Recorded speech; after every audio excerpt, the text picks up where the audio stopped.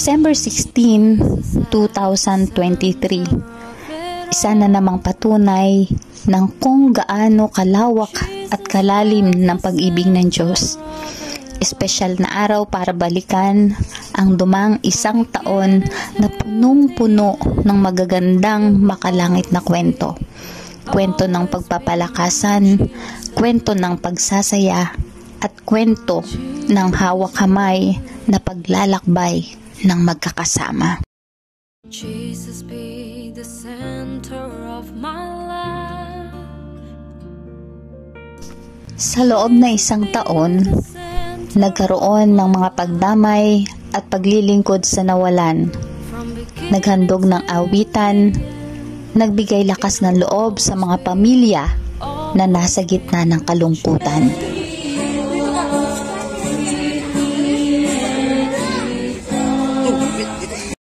Jesus, you're the center. Everything revolves around you. Jesus, you, the center of it all. Kapatid na Carlinda Francisco Regosa. Sino man na nadadapa, sinusubok at nanghihina, nandun dapat ang pagpapalakasan sa isa't isa.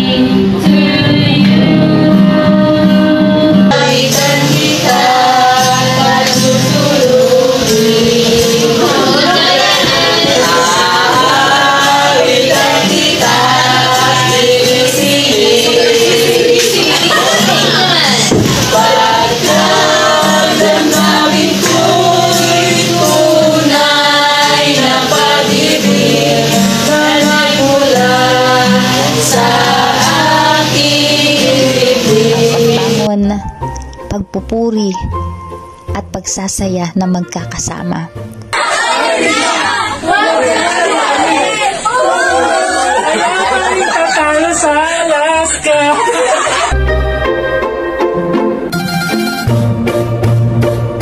At kung maibsan ang bigat ng pinagdaanan, ang paglilingkod, ang paglalakbay patungo sa paanan ng Panginoon ay magpapatuloy. There'll be you and there'll be me. There'll be you and there'll be me. There'll be you and there'll be me in the land. There'll be you and there'll be me. There'll be you and there'll be me. There'll be you and there'll be me in the land. No more sorrows in that land. No more sorrows in that land. No more sorrows in that land where I'm bound. No more sorrows in that land. No more sorrows in that land. No more sorrows in that land where I'm bound. Dahil habang may kaluluwang naliligaw, habang may batang isinisilang, ang paglilingkod at paggawa sa gawain ng Panginoon ay magpapatuloy at hindi mapipigilan. Inyong lingkod na kaibigang Seventh-day Adventist, Nandito po muli kami upang magbahagi Lucas 6, verse 35. Mahalin niyo ang inyong kaaway at gumawa kayo ng mabuti. Jesus, you're the cup that won't run dry.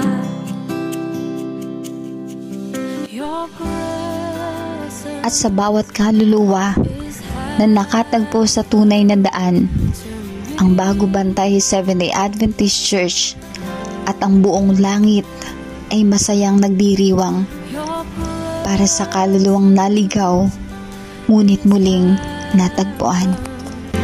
to me.